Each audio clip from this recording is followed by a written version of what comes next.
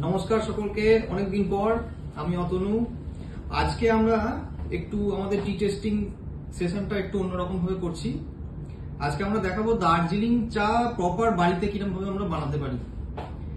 তা দার্জিলিং চা বানাতে গেলে মেন একটাই চা চামচ লাগে, এই লুজ চা লাগে, দার্জিলিং এর পাতা, একটা স্ট্রেনার, ছাঁকনি যেটাকে বলে, আর এই দুটো জিনিস লাগে।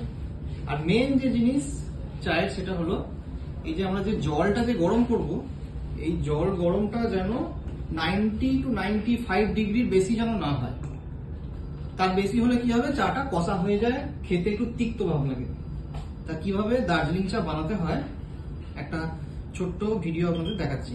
এই দার্জিলিং চাটা বানাতে গেলে প্রথমে কি করতে হয়, আমাদের একটা মেজারমেন্ট আছে 2.5 গ্রাম। তা 2.5 গ্রাম তো বাড়িতে তো আমাদের মেজারমেন্ট করা তো পসিবল না, সেই জন্য আমরা কি করবো, এই চা চামচ যেটা আছে, এই চা চামচের 1 চামচ আমরা নিয়ে এর মধ্যে চাটা দিয়ে দেবো।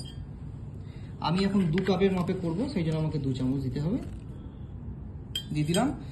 আর এই যে জল গরমটা যেটা করেছি, এই জল গরমটা 2 কাপের মতো আমি এখানে ঢালবো।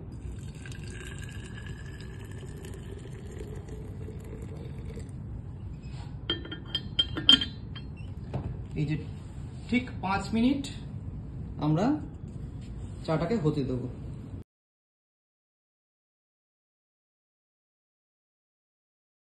আমাদের 5 মিনিট হয়ে যাওয়ার পর চাটা এখন কিন্তু রেডি হয়ে গেছে। এবার এই ছাঁকনির মাধ্যমে আমরা চাটাকে ছেঁকে নেব।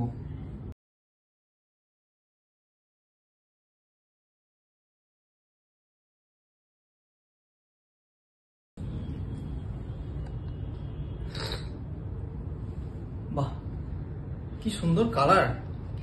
মানে দার্জিলিং ফার্স্ট এইরকম কালার হওয়া উচিত। আর এইরকম কালার আনতে গেলে ঠিক যে মেথড আমরা ফলো করলাম এইভাবে বানাতে হবে।